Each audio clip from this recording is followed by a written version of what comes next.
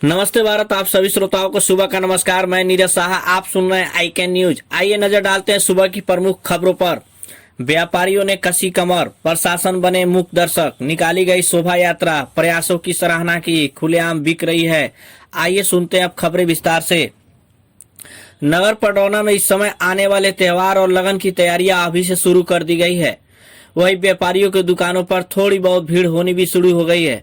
आपको बता दें कि आगामी महीनों में पड़ने वाले लगन को देखते हुए व्यवसायियों ने कमर कस ली है। वही दूर दराज और पटरौना के समीपवर्ती क्षेत्रों से भी लोग खरीदारी के लिए दिख रहे हैं, जो व्यवसाय के लिए सुखद है। नेबुआ नौरंगिया क्षेत्र के नौरंगिया तिराहे पर आए दिन जाम लगा रहता है, जिसके कारण राहगीर, दुकानदार और वाहन चालक सभी लोग परेशान होते हैं। वही बगैर ड्राइविंग लाइसेंस के नाबालिग वाहन चालक ओवरलोड गन्ना, लदा ट्राली और बालू लेकर आते जाते रहते हैं, जो इस जाम में भीषण दुर्घटना को भी निमंत्रण देते हैं। हर कोई यही सवाल पूछ रहा है कि आखिर इस जाम से निजात कैसे मिलेगा और कब तक मिलेगा। अगर ऐसे ही चलता रहा तो मार्ग दुर्घटना होता रहेगा और प्रशासन मुक्त दर्शक बनी रहेगी। जनपद कुशीनगर के मोतीचक विकास खंड के ग्राम पंचायत मथौली बाजार देवरुआ स्थित मां चेंडा देवी स्थान पर बीते दिन श्री श्री 1008 सतचंडी महायज्ञ गाजे बाजे के साथ भव्य कलश यात्रा निकाली गई। हाथी घोड़े कलश यात्रा की शोभा बढ़ा रहे थे। शोभा यात्रा के गणेश पूजन, हाथी घोड़े कलश धारण करने वाली कन्याओं का पूजन हुआ। गंगा पूजन के पश्चात 1101 कलशधारी कन्याएं व महिलाओं के साथ सैकड़ों लोग यज्ञ स्थल से रवाना हुए। इस बीच श्रद्धालुओं द्वारा लगाए जा रहे जयकारे से पूरा वायुमंडल शिवमय हो चला था। कलश यात्रा मथौली बाजार, फरदाहा, छोटी गंडक, मुडिला घाट से जल भरकर हरपुर बाजार, मुंडला टोला से लोहे पार मल टोला होते हुए मथौली बाजार, धूस, हरनावा, झमई टोला, मां चेंडा देवी स्थान पर पुनः स्थान पर से होते हुए लगभग 8 किलोमीटर की दूरी तय कर पुनः यज्ञ स्थल पर यज्ञ मंडल में कलश स्थापना हुआ। यज्ञ का समापन व पूर्णाहुति 29 फरवरी को विशाल भंडारे के साथ होगा। यज्ञ मात्र की तैयारी से ही पूरा वातावरण भक्तिमय बना हुआ है। गांव के साथ ही क्षेत्रीय लोगों का भी सहयोग मिल रहा है। इस बाबत यज्ञकर्ता कृष्णमणि उर्फ बबलू तिवारी, ग्राम प्रधान हिंदू युवा वाहिनी के कार्यकर्ता प्रिंस कुमार मदेशिया मथौली बाजार ने बताया कि 1101 कुंवारी कन्याएं कलश उठाई। प्रतिदिन हवन पूजन के साथ ही मथुरा वृंदावन के मानस कथाकार द्वारा प्रतिदिन दोपहर में प्रवचन व रात्रि में कृष्ण लीला कराया जाएगा।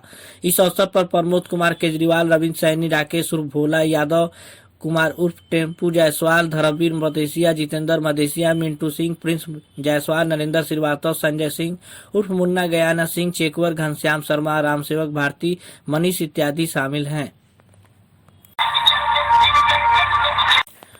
जनपद के हाटा कोतवाली क्षेत्र के डुमरिस बागी पट्टी में अवैध रूप से धधक रही जहरीली कच्ची शराब की यहाँ भी बेखौफ मंडी लगती है।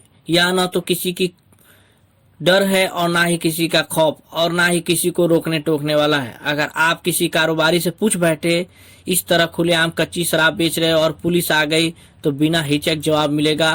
पुलिस और विभाग का कोई डर नहीं है साहब। आपको बता दें कि कुशीनगर जनपद के अरौली थाना क्षेत्र के सुविदिया गांव में भी अवैध शराब के कारोबार के लिए खासे चर्चित गांव है। यह गांव कच्ची शराब के लिए मिनी डिस्टिलरी के रूप में जाना जाता है। ऐसी चर्चा है कि यहाँ प्रतिदिन 1500 से 2000 गैलन शराब निर्मित किया जाता है। कहा जाता है कि महीने में 30 से 35 लाख रुपए का कारोबार कच्ची शराब से होता है। गोरखपुर कस्या मार्ग पर स्थित अरौली थाना क्षेत्र के सुविदिया गांव आबकारी विभाग व पुलिस प्रशासन की नजर में अवैध शराब निर्माण के कारोबार में टॉप 5 पर है। बावजूद इसके इस अवैध कारोबार को रोकने की जहमत न पुलिस प्रशासन द्वारा उठाया जाता है और न ही आबकारी विभाग के द्वारा। सूत्रों की माने तो 3 दशक पूर्व इस गांव में दौलत, चिराग व लक्ष्मण नामक व्यक्ति ही कच्ची शराब बनाते और बेचते थे, जिन्हें गांव के लोग हीन भावना से देखते थे। लेकिन मौत बेचने के इस कारोबार से बढ़ती आमदनी ने एक बार फिर गांव के अधिकांश लोगों को अपनी ओर खींच लिया। आलम यह है कि 100 से अधिक लोग प्रत्यक्ष और अप्रत्यक्ष रूप से इस कारोबार से जुड़े हैं। बताया जाता है कि यहाँ तकरीबन 100 की संख्या में कच्ची शराब बनाने की भट्टियां रात दिन धधकती रहती है।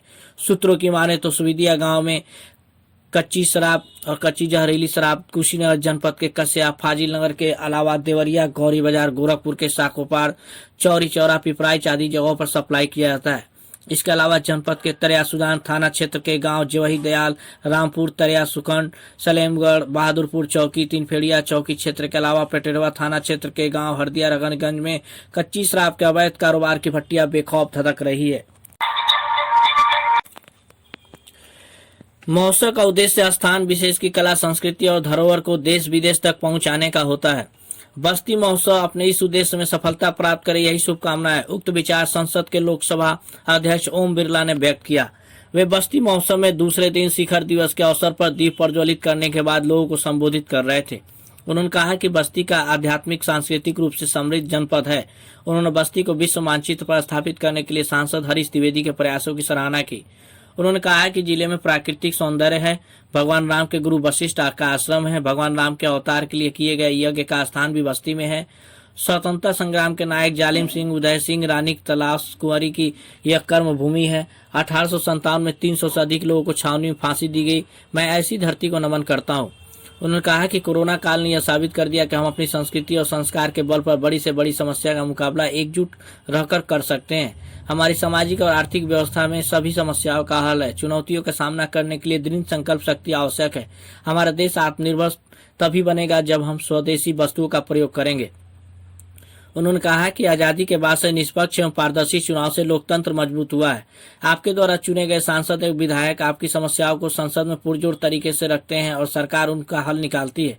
उन्होंने लोगों को चुनाव में भाग लेने तथा अधिक से अधिक मतदान करने की भी अपील किया। इस अवसर पर उन्होंने साहित्यकार अष्टभुजा शुक्ला द्वारा रचित पुस्तक बस्ती अतीत से वर्तमान तक का विमोचन भी किया। बस्ती महोत्सव समिति द्वारा उन्हें स्मृति चिन्ह भेंट किया गया तथा सभी अतिथियों को शाल ओढ़ाकर सम्मानित किया गया। इसके पूर्व उन्होंने शास्त्री चौक पर रिमोट से 100 फीट के राष्ट्रीय ध्वजारोहण किया तथा शिलापट का शिलान्यास भी किया। उन्होंने भूतपूर्व प्रधानमंत्री लाल बहादुर शास्त्री की प्रतिमा पर माल्यार्पण किया। बस्ती विकास प्राधिकरण द्वारा आयोजित इस कार्यक्रम में स्काउट गाउट द्वारा बैंड बाजे के साथ उनका स्वागत किया गया। पुलिस द्वारा गार्ड ऑफ ऑनर पेश किया गया। बस्ती महोत्सव का पूर्व कृषि मंत्री एवं सांसद डॉक्टर राधा मोहन सिंह ने अपने संबोधन में कहा कि बस्ती का गौरवशाली इतिहास रहा है। बस्ती का सिरका तथा फर्नीचर विदेशों में जाता है। सोच से पता चला है कि धान की खेती बस्ती से ही शुरू हुई है। सांसद जगदम्बिका पाल ने कहा कि महोत्सव जिले की संस्कृति और कला की पहचान होती है। उन्होंने बताया कि जब से ओम बिरला जी लोकसभा अध्यक्ष हुए हैं, लोकसभा में आधी रात तक काम होता है। उन्होंने लोकसभा अध्यक्ष महोदय को कपिल वस्तु महोत्सव के लिए भी आमंत्रित किया है। सांसद हरीश द्विवेदी ने पूर्वांचल की धरती पर पहली बार लोकसभा अध्यक्ष महोदय के आगमन पर उनका स्वागत करते हुए बताया कि पिछले 3 वर्षों से बस्ती महोत्सव का आयोजन किया जा रहा है। वर्तमान सरकार के कार्यकाल में बस्ती में लगभग 600 लोगों के बैठने की क्षमता वाला भारत रत्न अटल बिहारी प्रेक्षागृह, medical college, engineering college, open gym, Banaras और प्रयागराज के लिए बस्ती से सीधी ट्रेन तथा पंडित दीनदयाल उपाध्याय पुस्तकालय का निर्माण कराया गया है। बस्ती महोत्सव के अध्यक्ष जिलाधिकारी आशुतोष निरंजन ने सभी अतिथियों को शाल ओढ़ाकर सम्मानित किया तथा इस मौके पर पधारने के लिए धन्यवाद ज्ञापित किया। इस अवसर पर सांसद परवीन निषाद, विधायक दयाराम चौधरी, अजय सिंह, रवि सोनकर, चंद्र प्रकाश शुक्ला, संजय यादव, श्रीमती रूपम मिश्रा, महेश शुक्ल, धर्मेंद्र सिंह, संजय राय, आईजी अनिल कुमार राय, पुलिस अधीक्षक हेमराज मीरा, सीडीओ सरनीत और Kaur Broca, joint magistrate Nand Kishore Kalal, CRO Nita Yadav उपस्थित। अब खबरें समाप्त हुई। कल इसी समय फिर मिलेंगे। तब तक के लिए सुप्रभात। धन्यवाद।